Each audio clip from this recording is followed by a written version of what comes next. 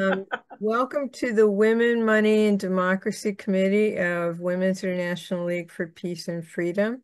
It's October 15th, 2024, and we're meeting tonight with the agenda item of mostly to talk about a book that we've been reading called Less is More by Jason Hickel. Hickel. And we're going to start by doing a little check-in, introducing ourselves, our names, our location, and what you like about the fall. Most of us here are WILPF members. So Mary, go ahead. Mary Sanderson, Madison, Wisconsin, WILPF branch. I like almost everything about the fall. I wish it would rain. Hey, Jean. Yes, no, I ran into lots of rain today.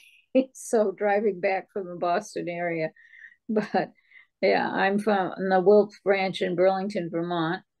And I have not been able to get the Jason Hickel book yet, but I looked it up. I read reviews of it, got information that way. So Do you like the fall, Jean? in the fall, oh, yes, that's what I'm supposed to talk about. Well, that's one reason I agreed. A woman here at co-housing, they're just moving in, and they have to sell a house in Plum Island, and they put out a request that someone drive them down there because she'd broken her ankle. So I volunteered to be the driver and got to see all the beautiful fall foliage.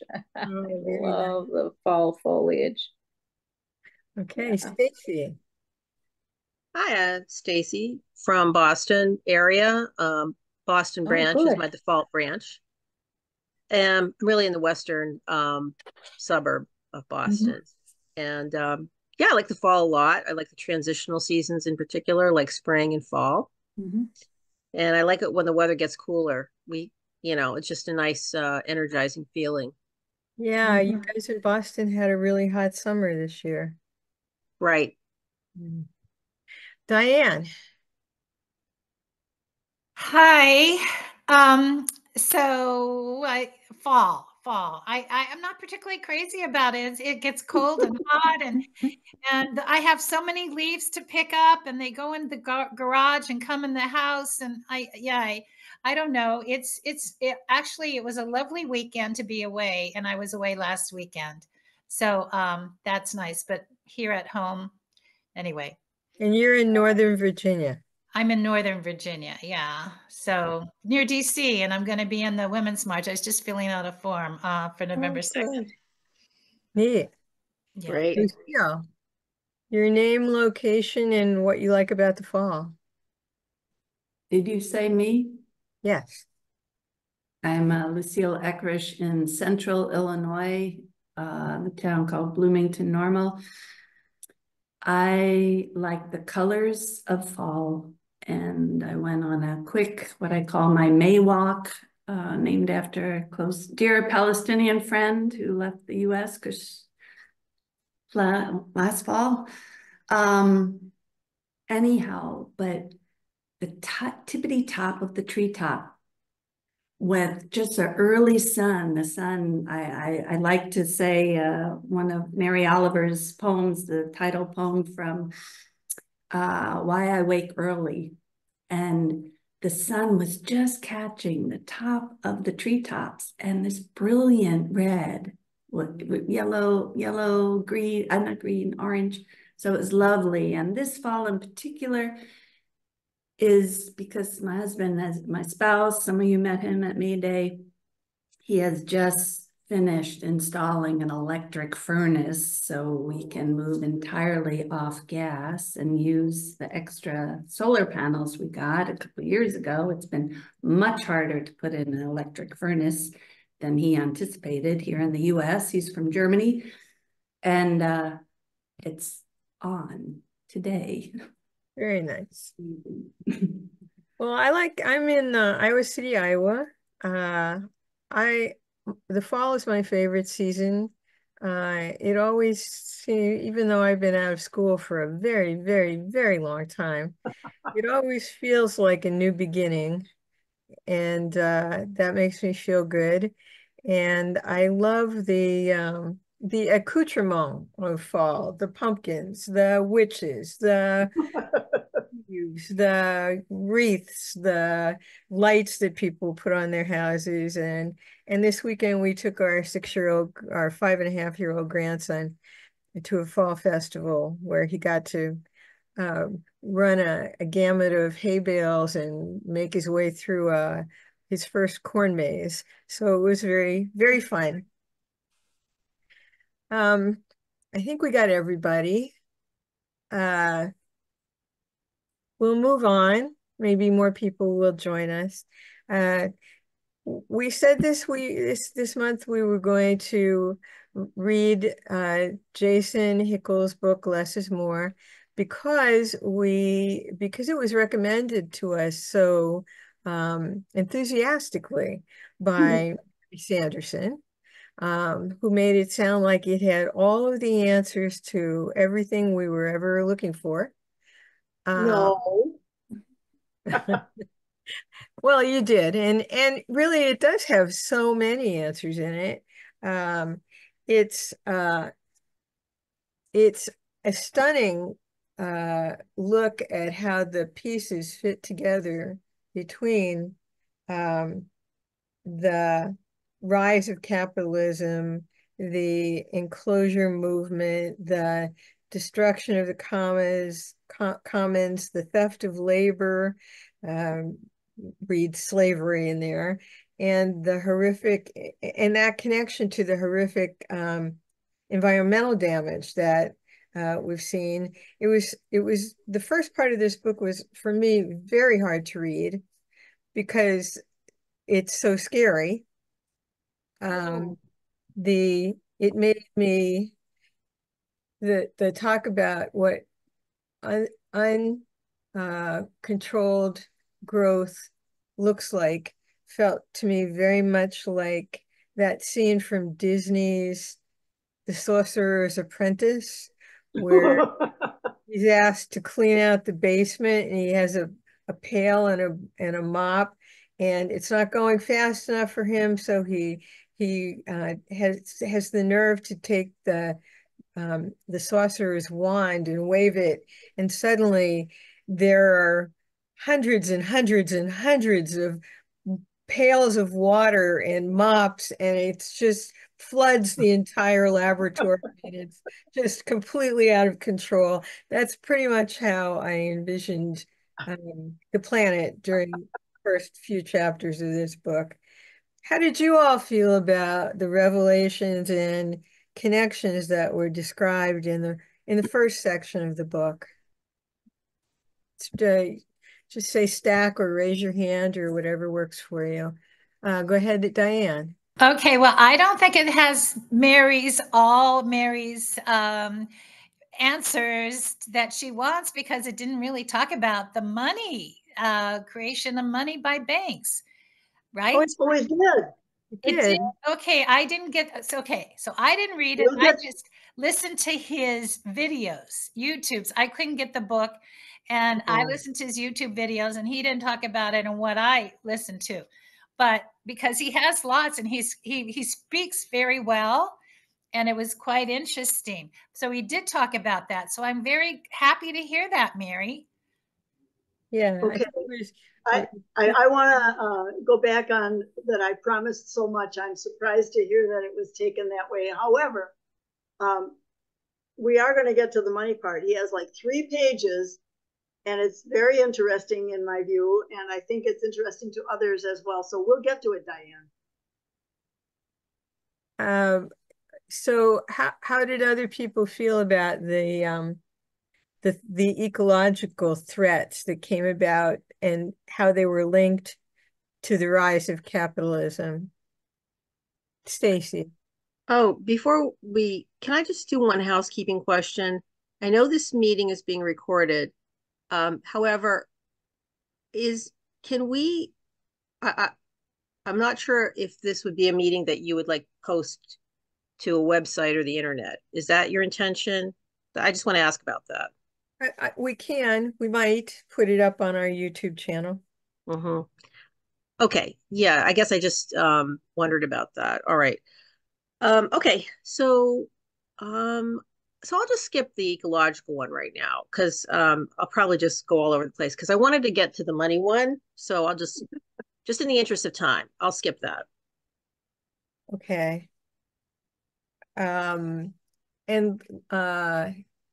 anybody else have anything to say about the beginning of? I have a question. So the first part is, Mary Beth, does the first part cover what the part about enclosure? The detailed history of enclosure? Yeah. Okay. That made a huge impact on me. I had never heard those details about peasant rebellions in the 11, 12, 1300s, and the fact that, yeah, that those were a result of loss of population, big percentage of loss of population because of the bubonic plague, gave feudal serfs power over their positions. They could start naming their terms because there were so many fewer people. And then the enclosures was a response to that. All that just fascinated me. The beginning of enclosing the commons, and the fact that enclosing the commons is not just European history. It's what happened here in the 19th century when the East Coast European people went and took over all the native lands. It's what's happening when corporations think it's okay for them to just pollute all the air and pollute all the water and externalize all their costs to the environment. That is ongoing enclosure movement. And that just made a tremendous impact on me. Yes, I agree. And it was so interesting to me that at some point after feudalism collapsed and the population was reduced, people became very they were able to sustain themselves through planting gardens and starting small businesses and really starting to thrive. And the enclosure movement was the pushback from the wealthy elites to limit their ability to sustain themselves because it meant that they were no longer dependent on the wealthy for jobs and for livelihood. They were able to maintain a reasonable lifestyle. They weren't getting rich, but they were not forced to work long hours with very little pay or without pay. So when you think about it, the oppression of capitalism has been ongoing from the very beginning of history, really. It goes all the way back to feudal times. And every time people claim for themselves some measure of independence, they are punished by more threats of insecurity and lack of food and lack of shelter and all of that. It's really quite stunning. Mary and Diane, you both have your hands up. Mary first. Okay, and Mary. interesting, he notes, and then it's interesting to me too that part of history, that 3 centuries, couple centuries at least, of thriving local economies in Europe before the enclosure began, is just erased from our history. Whoever heard about that in school? Right. Gone. It's true. Diane? Well, I thought it was interesting. He said the last 500, capitalism is newer, that it just is the last 500 years. And basically with the settlement. And I thought I mean, I just thought, I didn't think that it was that new. And so it sounds like, well, you need to go back before capitalism, because Well, capitalism is the problem. he said that it was it got a huge boost after the Industrial Revolution. So maybe that's what you're talking about, or what he was talking about. But he clearly linked the rise of capitalism to the enclosure movement and the destruction of the commons. I mean, this is when the kings started saying that all game on their property was protected, and the poor people couldn't poach deer or geese or ducks or rabbits from the king's land. Well, how else were they going to eat? And that was fully intentional. If they couldn't feed themselves from what the king had in abundance, they were going to have to work long, hard hours for the king and for all those noble people who didn't let them poach the animals. And that was a form of very cheap labor for them, or even free labor. Mary, go ahead. I just wanted to say, Diane, in the reminders about the meeting that I sent last night and today, I included a link to a free PDF, and Jean, whoever else could not get it. There's a free PDF link if you want to look at the book in the announcements that I sent. Let me see in if your I email. So In your email. does it have the whole book in a PDF format? I believe it does. Wow. Yeah. Usually it's just excerpts, or lots of times it's just excerpts. It doesn't have the whole thing. I can't be 100% sure, and it might disappear from one day to the next because the link on the search page, the link looks a little funny. The Jason Hickel name is like stretched out or something. It might be kind of pirated. I don't know, but as of yesterday, it looked like it was the whole book. Oh, wow. Okay. So we have no check that out. Worthwhile. No excuse now. Okay.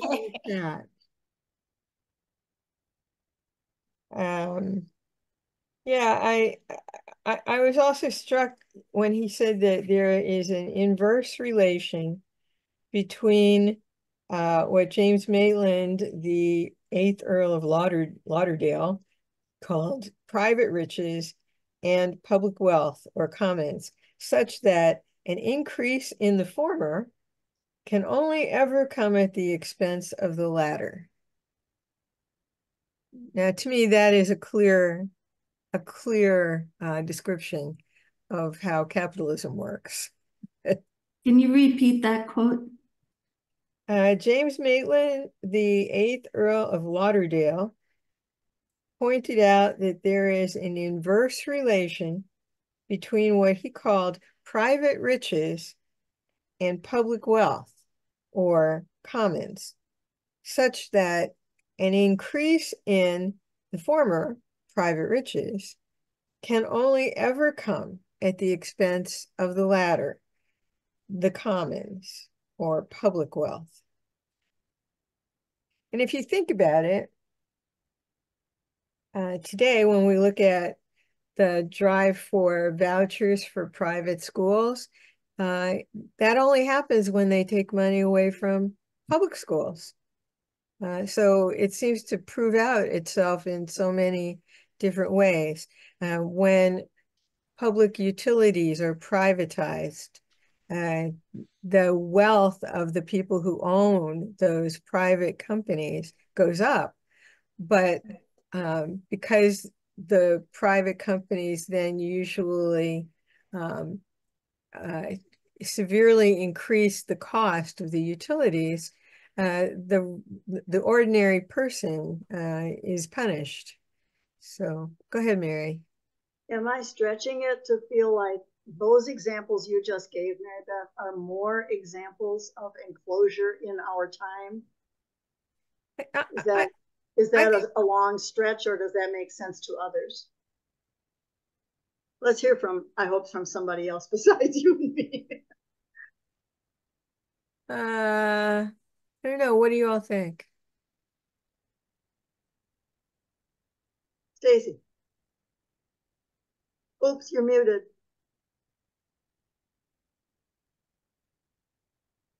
Go ahead, Stacy. Yeah.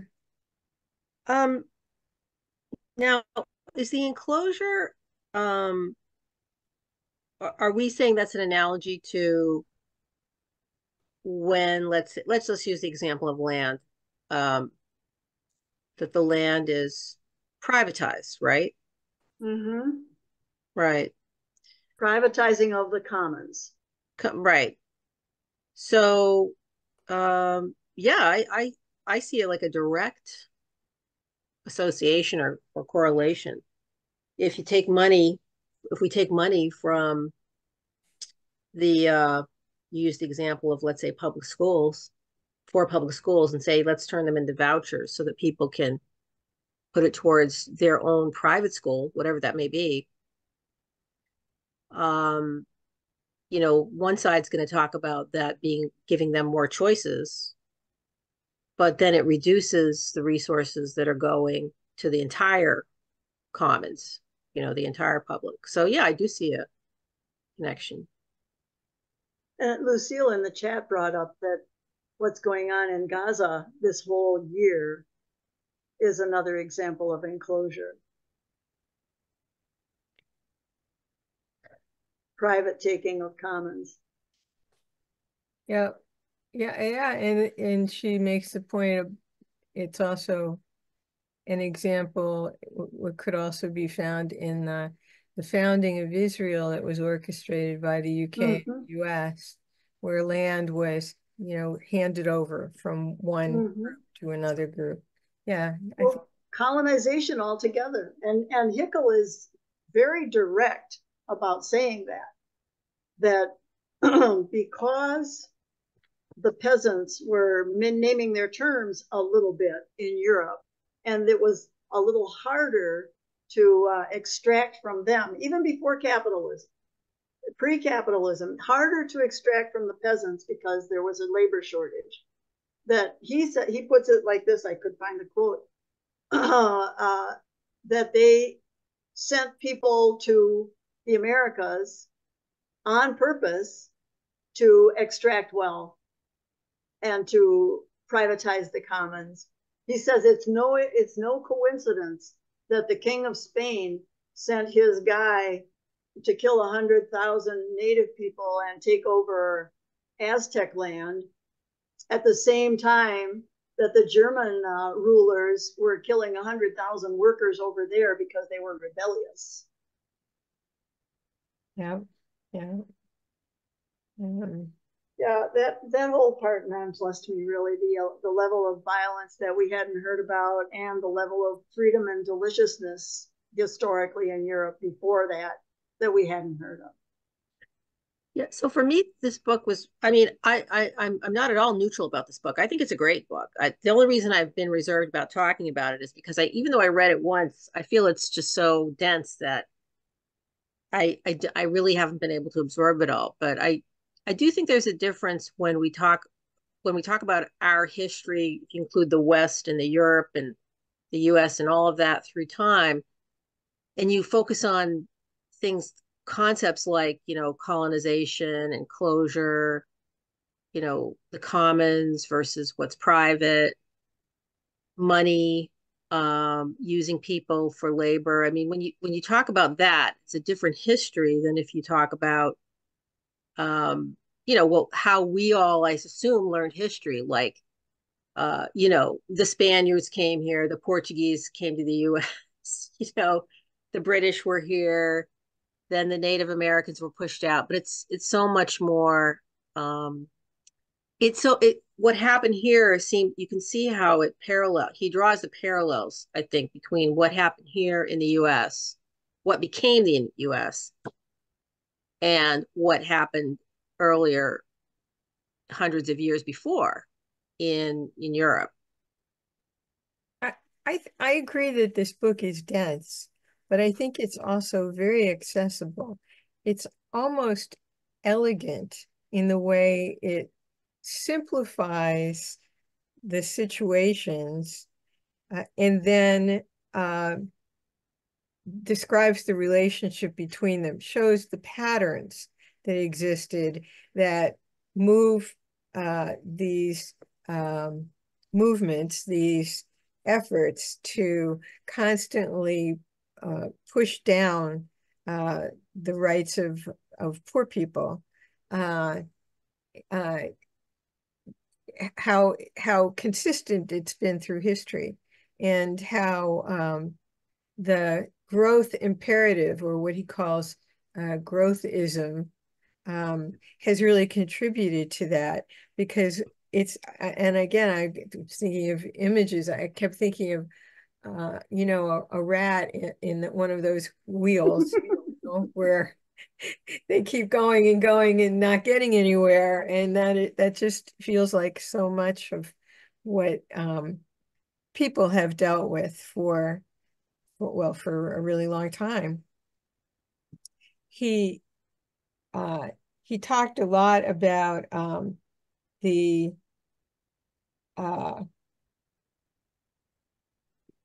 way that the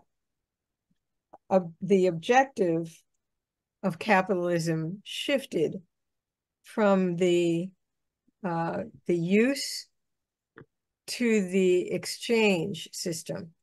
And he said suddenly the objective was to pursue not just higher levels of output and productivity for some specific purpose, but the highest rate indefinitely and for its own sake. So this is the monetization of everything that we value.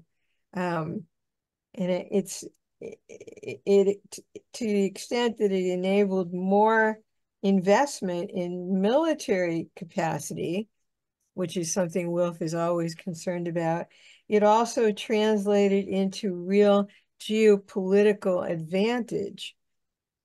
Growthism forever changed the way that Western governments managed their economies and the progressive policies that had been used to improve social outcomes after the Great Depression, because the social programs created during the Depression really did kind of balance the playing field a little more. But the pushback of it was that in the late 70s, growth in Western economies began to slow down and returns on capital began to decline because people were investing in people and values instead of making more money. And he said that the governments came under pressure to do something about this, so they created a fix for capital. They attacked unions, gutted labor laws in order to drive the cost of wages down. They dismantled key environmental protections. They privatized public assets that had previously been off limits, like mines, railways, energy, healthcare, water, telecommunications, and created lucrative opportunities for private investors, more rich people figuring out how to use the resources that had been public to put money into their pockets. And of course, he points out that this was pursued with particular zeal by Ronald Reagan. I think it also started during the Nixon years, but Mary Beth, can you say what page that's on? 95. For anybody trying to follow along here. 95. Thank you. He's talking here about neoliberalism and how it was working during the 60s and 70s, but it was opposed during that time by the environmental movement and, you know, the student protests and demonstrations and the growth of the organic food movement, and all of that was happening at the same time, which was a counterbalance to all of that ruthless capitalism. But in the 70s and 80s, the Western powers were not happy about how that was going, and they intervened. And we saw that specifically in Latin America, Africa, and parts of Asia. If you read Naomi Klein's book, Shock, you heard a lot about this.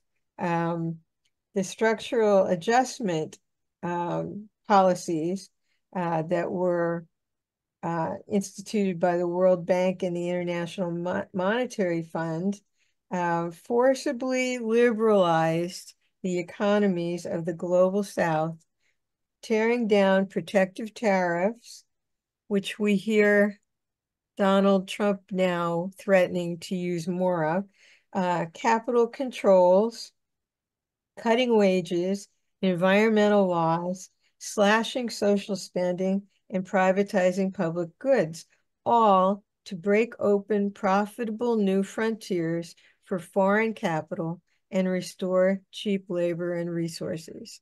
And it had devastating effects all over the global South. And we're still living. Well, right. And just another decade or so later, all of this came home to roost with things like the NAFTA treaty that was shipping jobs overseas and, putting in place the same kind of neoliberal, ruthless capitalist, disaster capitalism that we had sort of had a trial run with in the global South. And now, since we practiced, it's now come home to roost. So I thought the way he put it all together was just really beautifully done. Pieces of the puzzle. Pieces of the puzzle, right? Go ahead, Lucille. Yeah, just two brief comments that I'd written in the margin on those pages. And the latter, I mean, maybe he says it, Mary Beth, or else you and I were on the same wavelength, because on 97 at the very end, that's the come home to roost is literally what I wrote in the margin. Of course, it has to come home to roost again. And then I can't read my writing, and because they were just chasing cheap labor and access to resources around the world, and it's got to come back home to roost. It's because it's ongoing unless you address the system. And the other note I wrote on 95 at the bottom, the second to last sentence there, he says the interests of capital came to be internalized by the state, to the point where today the distinction between growth and capital has almost completely collapsed. And the interest of, I'd say capital came to own the state. I mean, that's what we have in the US. Capital owns the state. That's what money and politics are about. That's what, corporate banking and multinational corporations and, the WTO, at least that's what I wrote. And that's what I thought, that it's not just internalized by the state, it now owns the state. Isn't that the working definition of fascism? Absolutely. Absolutely. It is. And here we are. So our grandfathers and fathers fought against it in Europe, and we seem to have wholeheartedly adopted it in the US and all over the world. We've proliferated it. It's really, really shocking. So then he turned his attention to the world devoured on page 101, and he talks about growthism. And he says it's not growth that's the problem, it's growthism, the pursuit of growth for its own sake and for the sake of capital accumulation, rather than to meet concrete human needs and social objectives. and he has great charts in there to show what he's talking about. He refers to the material use during what they call the Great Acceleration, the most aggressive and destructive period of the Capitalocene. And he shows the correlation between the increase in material use, which really helps define growthism, the connection between that and the planetary damage that causes. So, Lucille, your hand is up again. Go ahead. No, that's only because I didn't take it down. Sorry. It's okay. Yeah, he said the increase in material use tracks more or less exactly with the rise of the global GDP. And he spends a lot of time talking about how kind of meaningless it is to measure a country's success by the gross national product, the GDP, the gross domestic product. Let me ask something about that. Do the people on our committee, the people here in the room, for example, and WILPF members, as far as we know, already accept, I know Ricky does, the idea that GDP is not helpful and that there need to be other indices of progress and success, and there are several other ones out there vying for our attention. Does everybody, are there one or two indices that we, our own selves, are going to try to pay attention to more than the GDP? For example, Diane, did you want to say anything about that? No, I was just, and I don't know the other indices. I just know there are others that are supposedly better. And so, yeah, there's other ways of looking at it. And yeah, and I'm sure Ricky is big on this, but I don't know the names of any others and stuff. But I know there are lots of numerous others that are supposedly better. So I would love it if our little group somehow settled on one or two to be mindful of, to pay attention to, and to compare to the GDP numbers they keep throwing at us. That would be interesting in my view. Jean? Yeah, here in Vermont, I met several people, it was probably good 10 years ago, who were talking about gross national happiness. Uh-huh. Yeah. Yeah. Finding, discussing, well, in which countries are happier. I think it was Scandinavian, and because people were cared for more, so. He pointed out too that Robert Kennedy conveyed a message during a speech at the University of Kansas. So that's got to be in the 1970s. He said, GDP measures neither our wit nor our courage, neither our wisdom nor our learning, neither our compassion nor our devotion to our country. It measures everything, in short, except that which makes life worthwhile. What a great quote. And then he goes on to say that in 2008, the French government established a high-level commission to define success in ways other than the GDP. And the same year, the European Union launched their Beyond GDP campaign. And as part of the effort, Joseph Stiglitz and Amartya Sen published a report, Mismeasuring Our Lives, Why GDP Doesn't Add Up. And in it, they argued that over-reliance on GDP blinds us to what's happening to social and ecological health.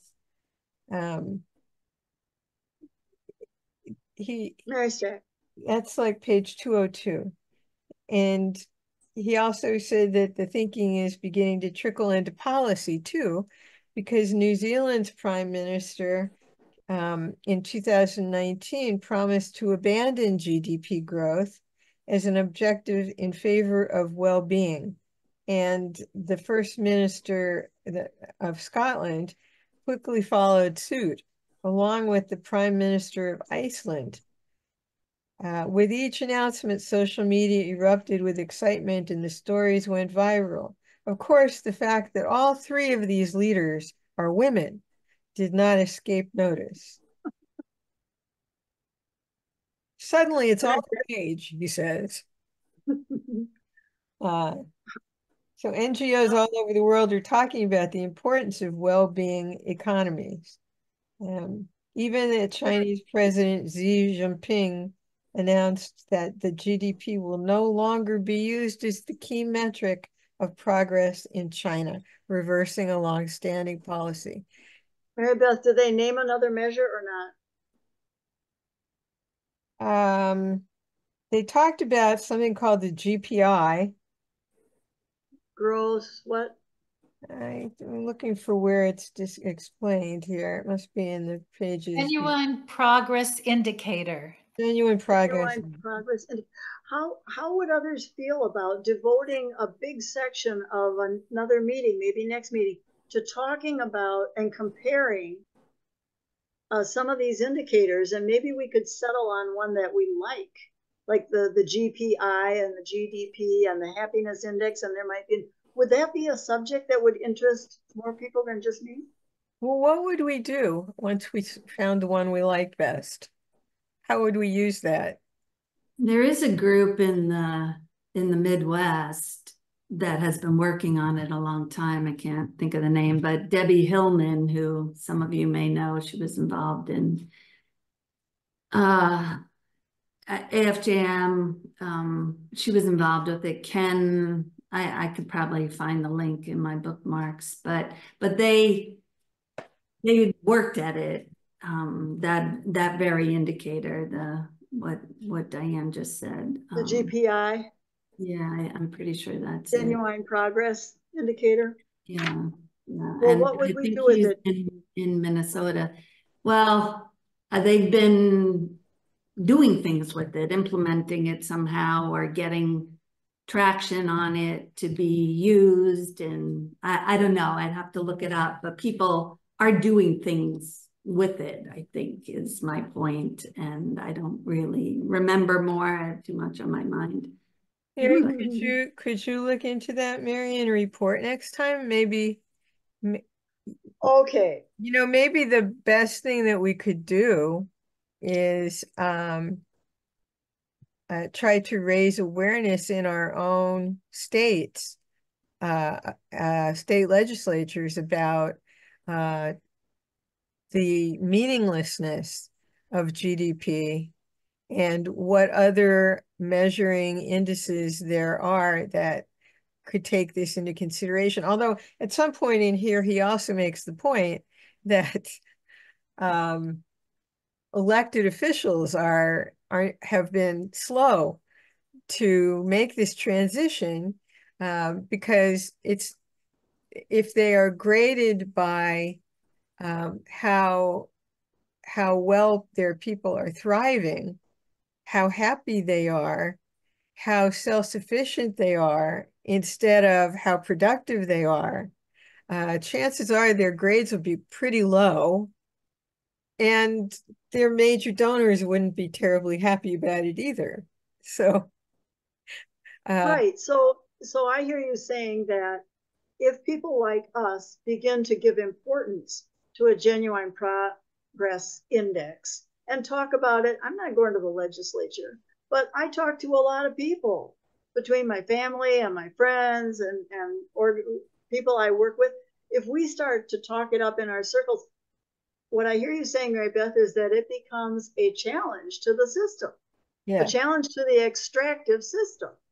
And maybe it would be a helpful way to challenge, to just keep bringing up that why not talk about happiness and progress? How come we have to just talk about growth? But so I will do something. I'll find out something to report next time, and with the hope that we will want to have a discussion with more people bringing information following that. Okay. All right. And I think the real strength of this book is in the last quarter, where he talks about pathways to a post-capitalist world. I was encouraged by so many of the strategies that he talked about. It made me think, so if I was the new president, Okay, you're here. We're going. Yes. or if I was queen, I would develop a cabinet based on his recommendations that was tasked with putting some of these fixes, good fixes, in place. The ideas he had, many of them were pretty, they were common sense and pretty simple. But when you think about the hoops necessary to implement them, it's kind of stunning. Right, but we don't want to jump to that without asking if people want to talk more about, there was a big section on specific growth problems environmentally, and then there was the section about possible solutions that he rejects. And then he gets to the money question and then the solutions. So we want to give everybody a chance to pitch in on all these different ways before we jump straight to the solutions, I think. Okay. So can you talk more about what the things were that he rejected? Well, let's see. Well, I can't remember what was in the part called The Rise of the Juggernaut. Maybe that's what you were talking about. But then he goes into, will technology save us?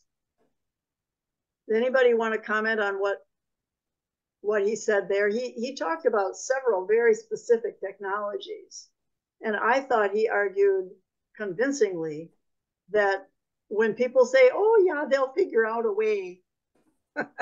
Yes, these problems are terrible, but there's new inventions all the time.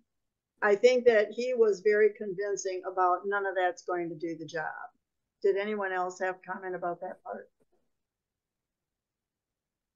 Well, he said, thanks to technology, the process of appropriation has become exponentially faster. So even though many people say technology is going to save us, he thinks it's just making the growthism worse, go faster, be more serious. Does anybody remember being now let's see. Mary Beth, Lucille, Stacy, and I are the only four who were able to get the book. If any of us remember any of the technologies that he specifically mentioned and debunked, or should we skip over that? Well, I'm flipping through it now, the section, just to see if I can identify anything. The thing about technology, well, he talked about the previous inventions that helped us to grow, like the cotton gin, fishing trawlers,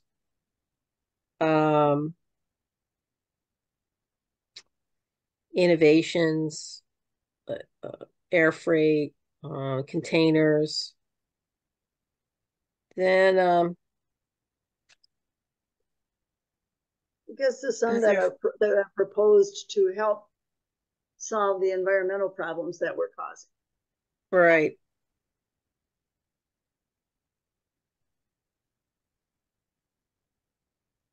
Right. I think he, like he says, yeah, benefits can come, but it's coming in a growth imperative society. So that at the bottom of 159, he says, and that's a section on recycling. Yeah, of course we should recycle. And we absolutely seek to build an economy that's as circular as possible, but the growth imperative makes this dream unnecessarily difficult to achieve, if not impossible, I'd say. It would be much easier to improve circularity in a post-growth economy. So, I found a lot of the book, frankly, quite repetitive. Yeah. And, Oh, you know, the problem over and over again without, you know, but so it did get a little bit to solutions anyhow. But I think he said that something similar sort of at the end of every section. He says technological innovation is absolutely important to the battle ahead. Page 157. 157. We're going to need all the innovations and improvements we can get. But the problem we face doesn't have to do with technology. The problem has to do with growth. Over and over again, we see that the growth imperative wipes out all of the gains of our best technology offers. And I remember he was talking about the transition to renewable energies. But if we don't also at the same time tamp down the usage of fossil fuels and the growth of industries that support fossil fuel industries, we're always going to be chasing our tail. We will never make enough. We can add all of the renewable energies that we can, and as long as we keep burning up the use of what we've got, it'll never be enough. Right. So yeah, that was what important. I think that's an important point. I'm glad you brought it up to emphasize.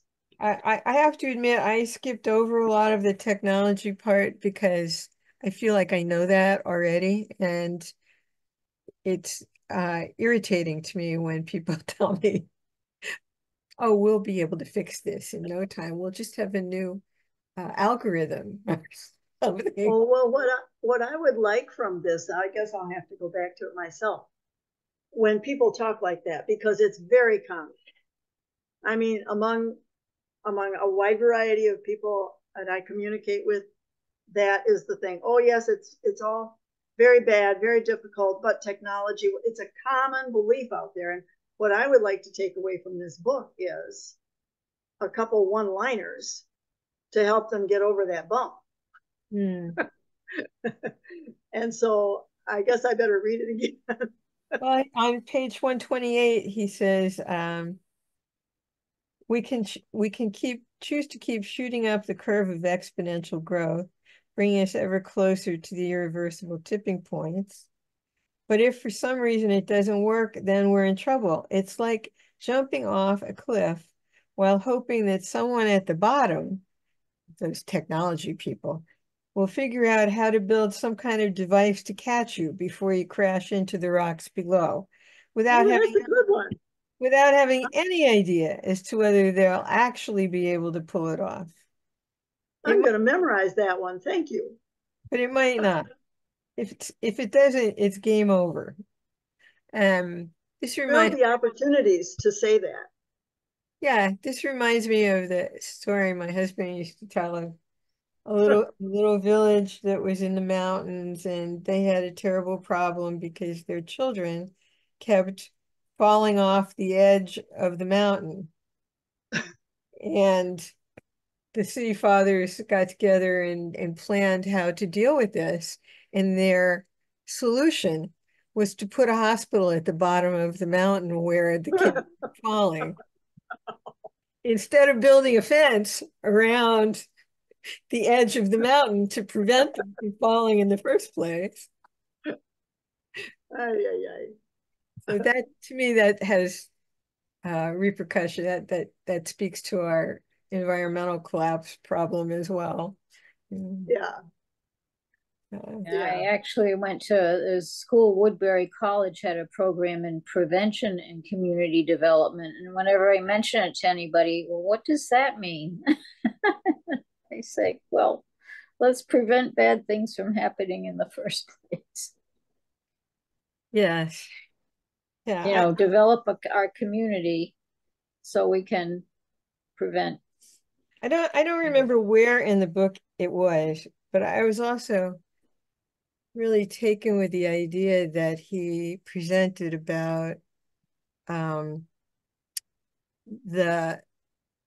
how amazing it is that our entire society, and globally it's true, that we can't quite get past the idea that growth is not good. And he describes it as colonizing your mind, because we have all bought into this narrative that we have to keep expanding, we have to keep growing, grow or die kind of deal. And I think being able to articulate that, how wrong that is, but how successful the trope is, it is another way to talk about it to people. That, you know, at one point he said, we all want our children to grow, but we don't want them to get to be 9 feet tall. Yep. Yes, go ahead.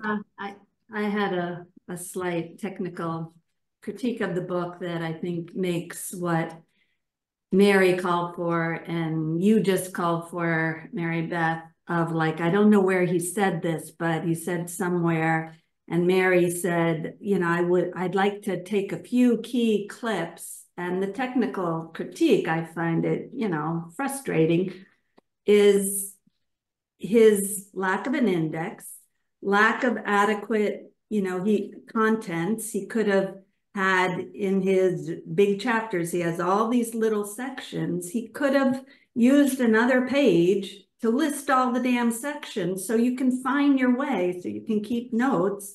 And then there's no reference list. And so you read the endnotes and you have to look back to the first time he cited something to find the full reference. And so I find it inadequate in that way as a useful tool to keep working with, unless you reread it, as Mary said, you know. So, but the other thing is more substantive to the last point you made. It's, Mary Beth, it's not simply a trope.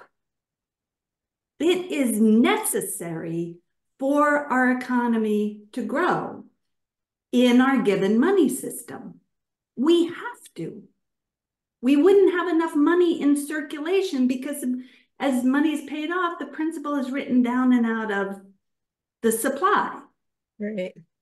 And it also, you know, it is the extractive power of how corporate banks create our money, or the banking system, that is their whole reason for doing it. They are continuing to extract wealth through that. So yes, we are, you know, our public officials and state and, you know, everybody, they believe, you know, it, and but, you know, for businesses too, I mean, they have to always, you know, pay the interest that money bears. It's built into the price of everything we buy. And so, you know, it's built into how the Fed does what it does. It doesn't say, you know, our goal is 0% interest. It's, you know, 2% or 0% unemployment. It's 2%. You know, it's always, and those two features anyhow are crazily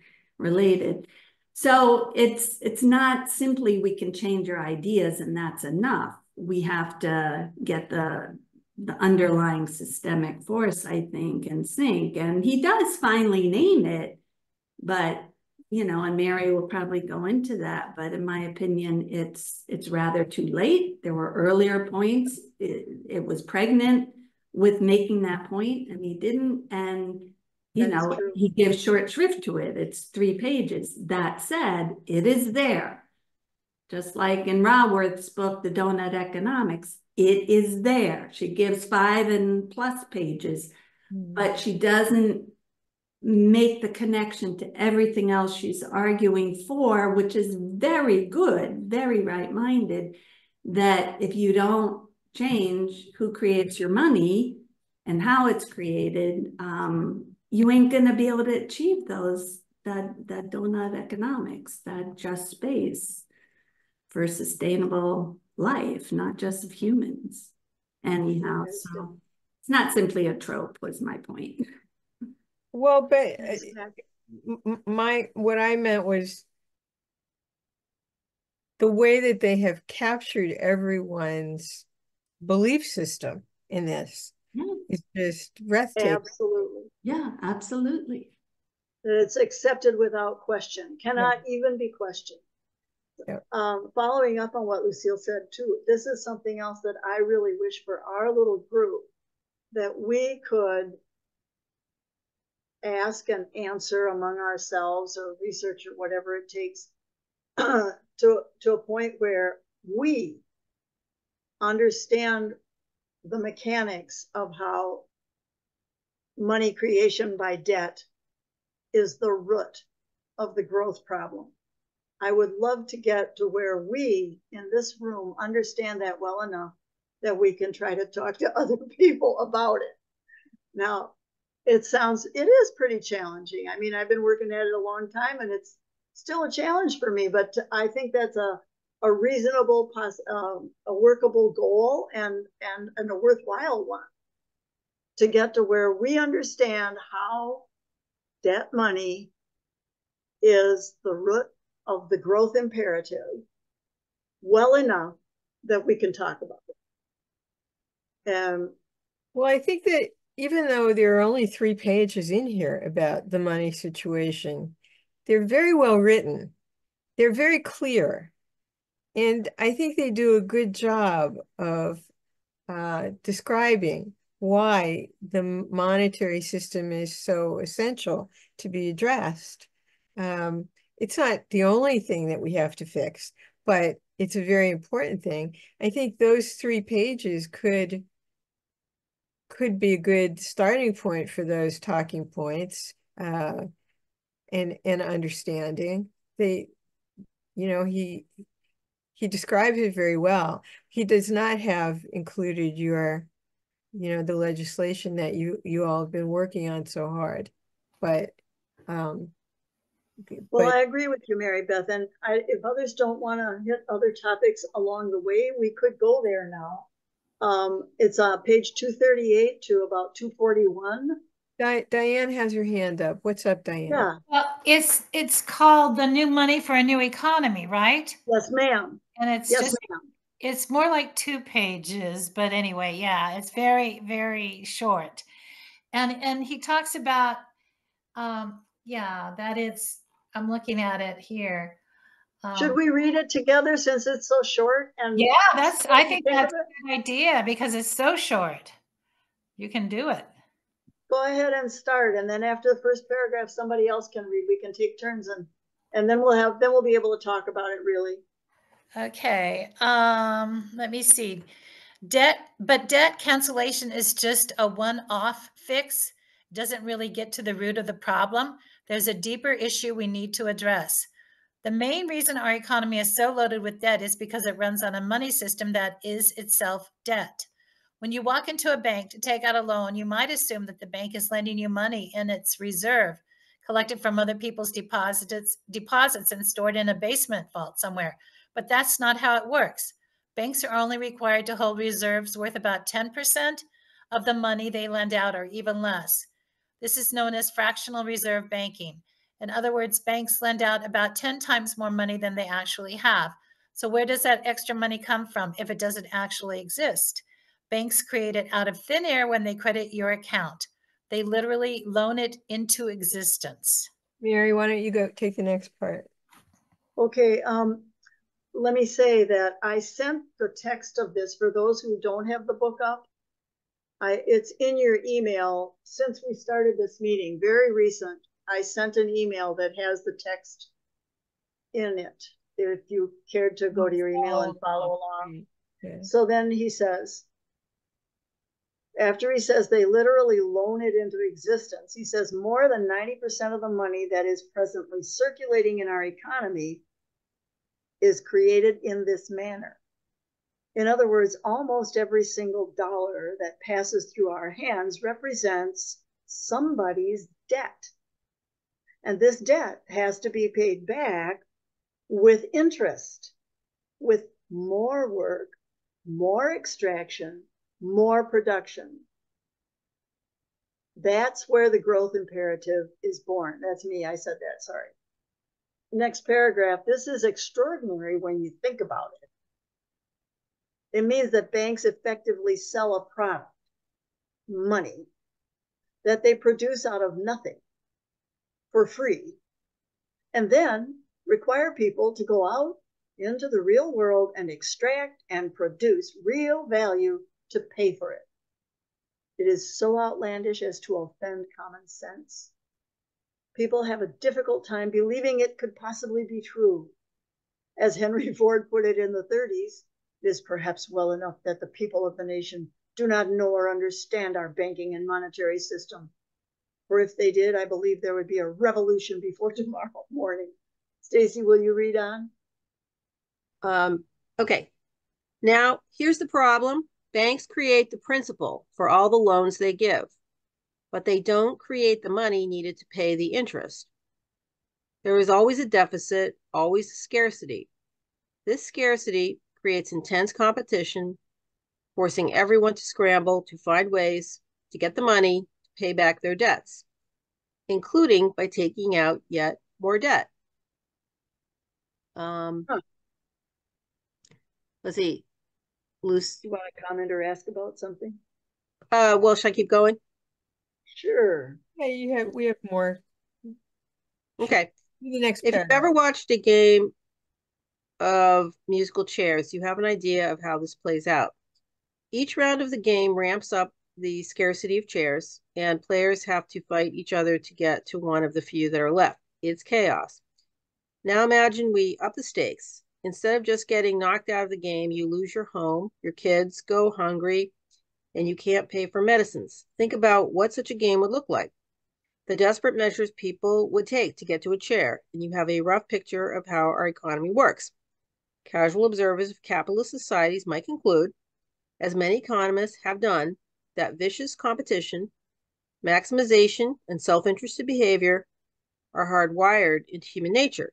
But is it really human nature that makes us behave this way? Or is it just the rules of the game? Yeah. Mary Beth? Right. Over the past decade, ecological economists have concluded that a money system based on compound interest is incompatible with sustaining life on a delicately balanced living planet. As for what to do about it, there are several ideas floating around. One group argues that all we need to do is switch from the existing compound interest system, where debt grows exponentially, to a simple interest system where it grows linearly, adding the same increment each year. Over time, this would put a huge dent in total debt levels, bring our money system back in line with ecology, and allow us to shift to a post-growth economy without causing a financial crisis. Who else has the book? Lucille? Lucille? Yes. The second group argues that we need to go further and abolish debt-based currency altogether. Instead of letting commercial banks create credit money, we could have the state create it free of debt and then spend it into the economy instead of lending it into the economy. The responsibility for money creation could be placed with an independent agency that is democratic, accountable, and transparent, with a mandate to balance human well-being with ecological stability. Banks would still be able to lend money, of course, but they would have to back it with 100% reserves, dollar for dollar. That actually is a fair description of the legislation that AFJM proposes. I mean, it's, not detailed and not perfect, but it's pretty close. It was appropriate that Lucille read that part. Well, so he does, you know, mention it without naming it, whatever. So who wants to read the last paragraph? Jean, are you able to follow along, or are you just able to listen? Yeah, I can only listen because I don't have the book. Yeah. Okay. Diane, would you finish up? Yeah, I'll finish up. This is not a fringe idea. I like that. It was first proposed by economists at the University of Chicago in the 30s as a result to the debt crisis of the Great Depression. It made headlines again in 2012 when it was promoted by some progressive IMF economists as a way of reducing debt and making the global economy more stable. In the United Kingdom, a campaigning group called Positive Money has built a movement around the idea and is now being picked up as another possible step towards a more ecological economy. They don't mention any, well, okay. That's the end. No, it's not. What's powerful about this approach isn't just that it reduces debt, but that a public money system would enable us to fund things like universal health care, job guarantee, ecological regeneration, and energy transition directly without having to chase GDP growth in order to generate revenues. Now, I think this is the part that Stacy wrote to me and asked if we could talk more in detail about, so she might have a specific comment or question to take us into the next part of our conversation. Mary, that last paragraph you read isn't in my thing, by the way. Well, for heaven's sake. I know. And the pages are different too, because I'm on page. That's good you found it.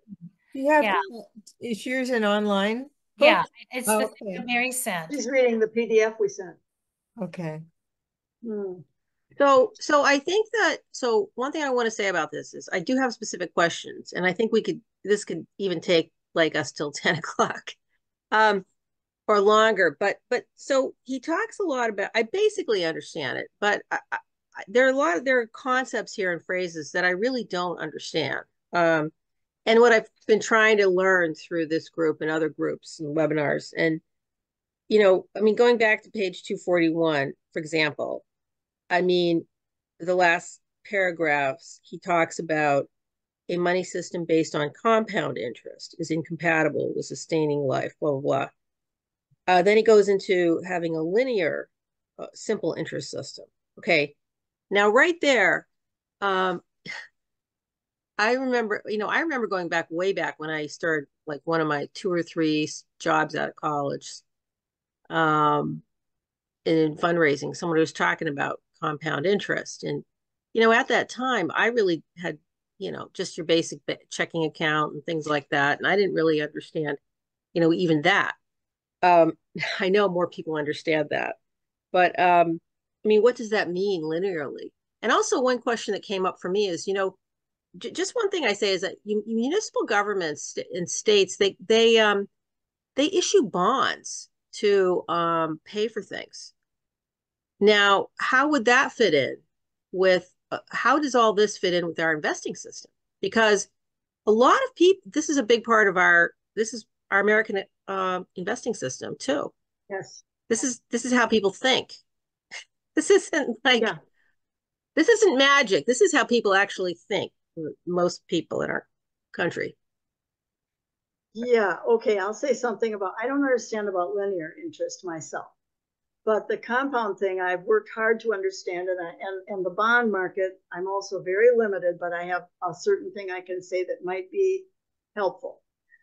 Compound interest, we learn about it in 7th grade when they say, oh, you should save. And you put your money in the bank and you're going to get compound interest because you're going to get, this is the way they teach it, you're going to get, because if you earn $1 interest on your $100 after 3 years or whatever, now you're going to earn interest on $101. Right, right. So that's the way they teach it, that it's what you're going to get when you save. So when you flip it and you look at the problem of all the money we have is debt money, the compound interest is where you borrow again to pay what you couldn't pay last time, or you borrow again to pay the interest you couldn't pay. And so that's the compounding. where there's borrowing to pay what was already borrowed. And that's a problem. Now, in the case of municipalities having to issue bonds, well, we're going to issue here in Madison. There's this big fight. Oh man, it's gone on for years, and it looks like we're going to lose. We're going to get a new freaking jail instead of getting the human services that would be helpful for keeping people out of jail. So there's going to be a bond issue to build the jail. Well, fine. 10 years later, if the economy's not too good and we can't pay off the bonds like we've promised, we're going to be issuing bonds to pay the interest. We're going to be compounding the city's debt. I don't know if that right. That, oh yeah, because that's why investors, you know, that's why bonds were considered like a safety valve, because of like the credit worthiness, so to speak, of a municipal entity would be able to pay their principal with interest up to that specified amount. And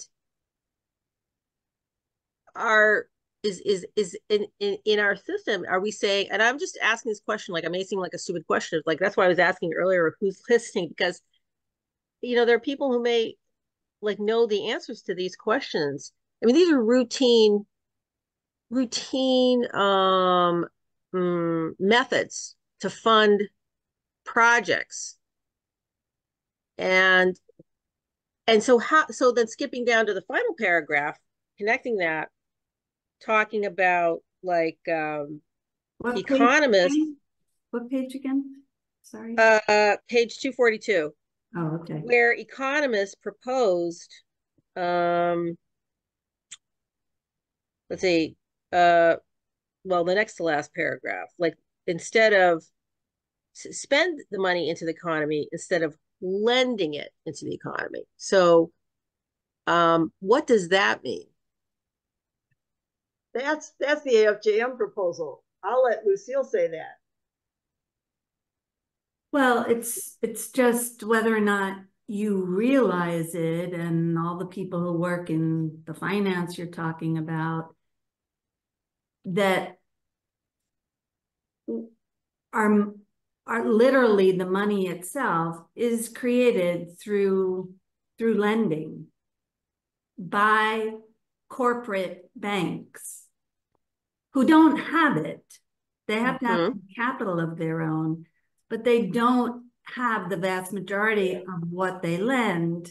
They write it, you know, into, it grows out of double entry bookkeeping. This is beyond, I think, what you want or need to get your, maybe I forget your question. Well, the question, I guess, is just, I'm just asking what he means, really. Well, you know, you don't have to, it's more like he's saying. So the difference is that if money is publicly created as a public asset without interest, so the problem with interest is on the origination of money, the creation of money. That's where the growth imperative built into our system comes. And the other kind of simple interest, if I lend you $10 and you give me $10 back, there was 0% interest on that. If I lend you $10 and say, hey, you know, make good on it and give me 9 back because I really only need 9, you know, then it's negative 1%. And well, I'm sorry, go ahead, keep talking. So, but in our money system, by definition, I mean, the Fed's interest rate for so-called reserves, which is simply, you know, account money that the Fed creates, is not 0. It's always positive. And, you know, it can go up or down. And the banks always charge more than that.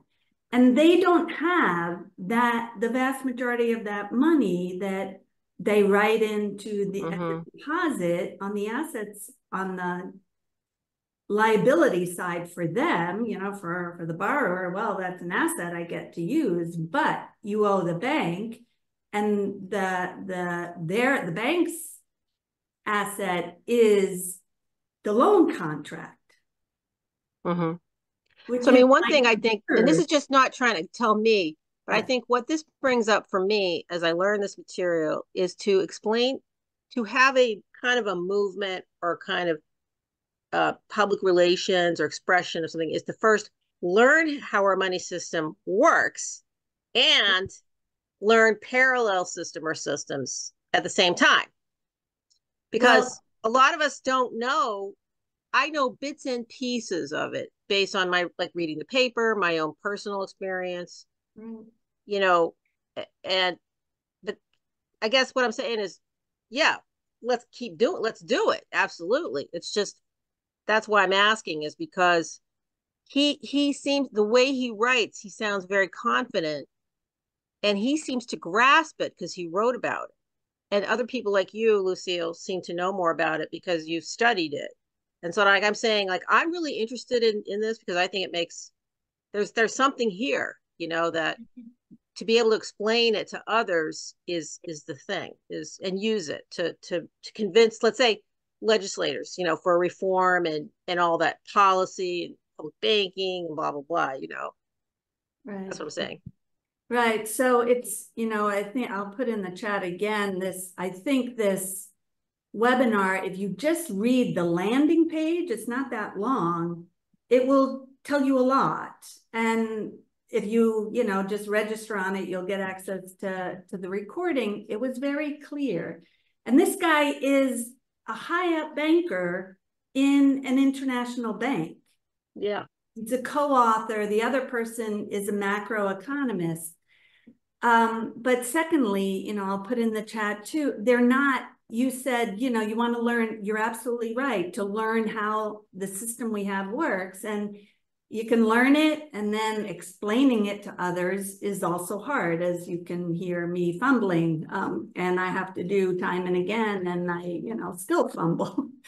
But it's not like there's alternative, you know, I mean, we have in our history partial alternative in how greenbacks, what the dollar bill we use, came into existence, and how colonial script money existed. The Continentals, you know, they fought the Revolutionary War with, they were all forms of money created by the authority and spent into circulation and backed, you know, at some extent by taxes, that, so it would be circular, but not everything was taxed. That was not the point of it. Well, so anyhow, but there are proposals out there, and that's, you know, the next thing I'll post. I mean, it's been introduced. This is specific to the United States, but there, you know, there were multiple groups, international groups, that sponsored that webinar. There's a link to, and it's happening different places, but it may not happen. If you're absolutely right, people don't understand how things are. I think that at the top of 241, I think that he makes a really important description of the system now. Banks create the principal for all the loans they give, but they don't create the money needed to pay the interest. There's always a deficit. Maybe the way that money could be spent into the system instead of loaned would be if the banks did create both the money for the principal and the money for the interest. And in that way, it wouldn't be so much that people were always on the hook to pay the debt. It would be that they would be spending that money into the loan itself, and not on the interest. Well, that's an interesting thought, this, Mary Beth. does this, But still, when It's you kind pay of off, crazy. wait a minute. Let me just ask this question. If that was the case, would the payment of the loan itself without the interest be a way? Are we really advocating then for getting rid of interest as a no, system? we're I advocating don't for think so. getting rid of using bank created credit or debt, it's two sides of the same coin, as our money. Because if what you proposed, I mean, it's interesting, but as I said before, when the principal is paid off, it didn't exist beforehand. It's written down and out of the money supply. So the only money that would be in the money supply would be the interest. And whose pockets would those be in? The bank. Yeah, so they would, and there wouldn't be enough money to circulate the goods and services in the economy. So we would have no money. Right. And banks would have only money, but no goods or services. And Mary has her hand up. Go ahead, Mary. Well, that's kind of how it is now. And I don't think I'm gonna forget my comment. Jean hasn't said much, so since she waved her hand, I want to let her speak first. I just put in the chat that I have to leave now. I am falling asleep. So, but I've enjoyed this conversation with you. Thank you so much. You're very welcome. Okay. Okay. So I appreciate that Mary Beth brought up that particular part of what you wrote about not creating the interest. And I want to take a stab at Stacy's question, which I understood to be, so what's the difference then between the bank creates money with interest or with an interest obligation and lends it, and we're suggesting that maybe the money should be spent instead of lent into the economy. What's the difference? Okay, I wonder if this is helpful. When the banks create the money, let's say you're buying a mortgage, you're going to get your $200,000 in your bank account to pay for that house. But on your promissory note, you have promised to pay back $400,000 over 15 or 20 years. So in this system that we have now, there's always more debt than there is money. And the debt keeps growing, but the money gets paid back and written down. Well, let's just go with the first part. Let's skip that and part. So when the money is lent into the economy with an interest obligation, there is always more debt. Right now, this is a cumulative thing. It's been going on for so long. Right now, the debt obligations, if you add up the personal, business, and government debt in our country, the debt is actually like 4 times as high as the amount of money that's in circulation as a result of many years of compounding interest. And when you put it on a graph, it's a hockey stick. And like, we're going up the side now. We're headed up the side. So to fix that, do you have to forgive the debt? Well, that's what he talks about Jubilee, and he starts this whole section by saying, oh yeah, Jubilee is a great idea, but it's a one-off.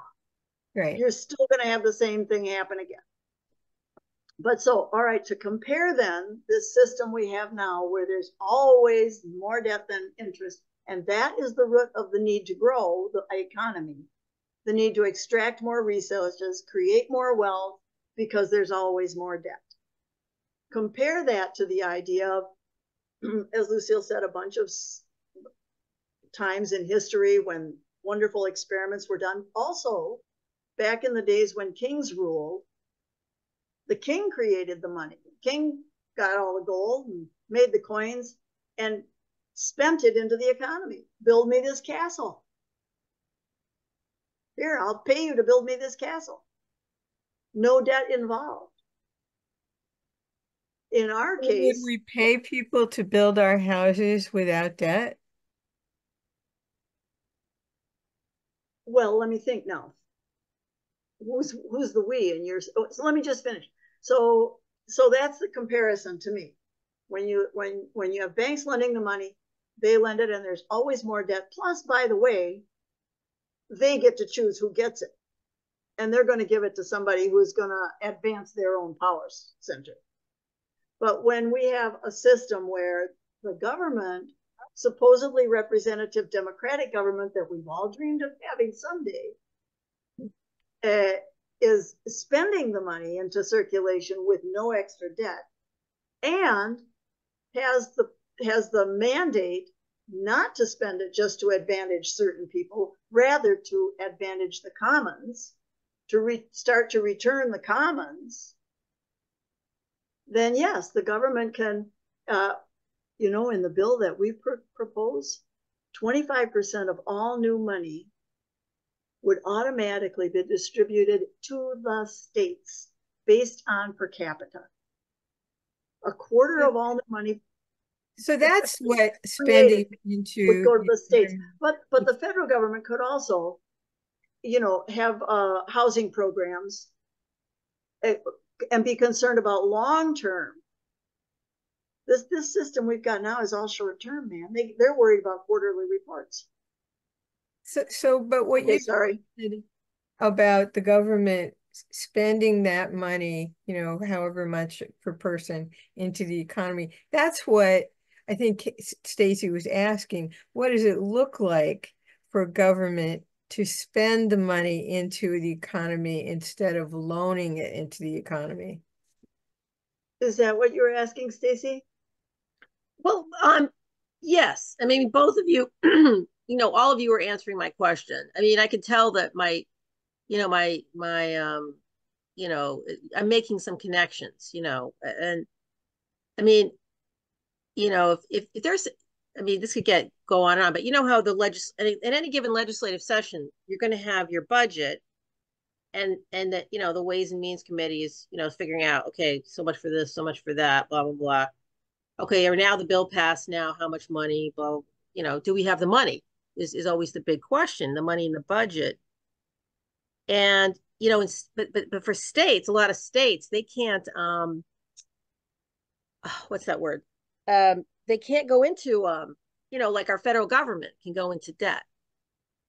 Can't take on as much debt as the feds. Yeah, states can't really take debt, debt. So I think it also depends on which entity we're talking about. Like, are we talking about the federal government? We're talking about the federal government having the ability to create money and spend it into the economy. Now, I love Mary Beth's comment, and then I'll be quiet, about, well, gee, what would that look like? This is where we get to exercise our imaginations. This is all new thinking. We are so freaking used to the idea that you got to have growth and somebody's creating the money and everybody's in debt and we got all these problems. Well, now, if we change it up so that a publicly accountable entity is in charge of creating money without interest, and our representative government, federal, is in charge of figuring out how to spend it for the public good. Because we know that's not a factor for the banks spending. No. Banks lending for the public good is not on the list. So just to me, that purpose feature is a big important part of it. We have accountable entities deciding where to spend it for the public good. Everybody gets to come up with their great idea and hash it out in a truly democratic way, the way the Thomas Paine and them guys were daydreaming about what kind of a real democratic government you could have. We get to try to practice all that and figure out best ways of spending. Okay, I'll be quiet, sorry. Well, we're at the end of our time, guys. Let me just by saying that the last thing I read in this book, I didn't finish it, was that, let me be clear, none of this will be easy. We would be naive to think otherwise. And then he says, this sort of thing doesn't just happen on its own. It requires doing the hard work of community organizing, The environmentalist movement will need to focus on building alliances with working class and indigenous formations in order to galvanize a movement capable of capturing political power or forcing incumbents to change course. Some people worry there's no way we can possibly accomplish the transition that's required unless we have some kind of totalitarian government imposed from above. But this assumption doesn't hold water. In fact, entirely the opposite is true. I hope you enjoyed reading this book. I'm going to finish it. I haven't yet. We can carry on the conversation by email if we want to. Yeah, absolutely. I wanted to note that our next meeting is Tuesday, November 19th. And remind Mary that she's going to be looking into the alternative measurement economic index. Genuine progress. Right. Somebody put the Wikipedia link in the chat for me already. Thank you. Great. Thank you very much for coming. I'm sorry our time goes so fast when we're together. Stacy, did you have another comment or question? No, not at this time. I mean, this is good for now. I mean, this is good for now because, like, you know, so we have to repeat. I find it better if we repeat the concepts over sessions, and you know, I join into other like webinars too, and try to pick up through other sources too, like Economy of Our Own, and you know, different ones too. Oh yeah. Very cool. Diane's got her hand up. Lucille just wrote something about Gaia. What was this? What's this? Gaia hypothesis of Lovelock's work. You know, and I think it's very in sync with probably Raworth's donut economics, but yeah, I think just that section of the book is worth looking at. Page 281, 282. And it was the Gaia what now? Hypothesis. In the Hickel book. Yeah, in the Hickel book. Oh, okay.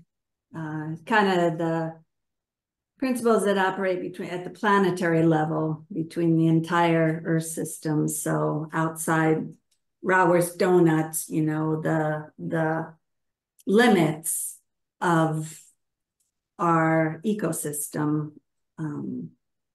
And, you know, that's another approach to thinking about it that predated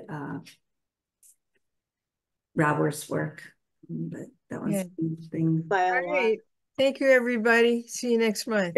Yeah, and I think I put in the chat earlier, especially Stacy, you might appreciate. I think the Gwen Hallsmith is speaking on October 28th, and you know, she brings together a lot of the issues. She understands the need for macro level work, but she also understands the need for meso level work.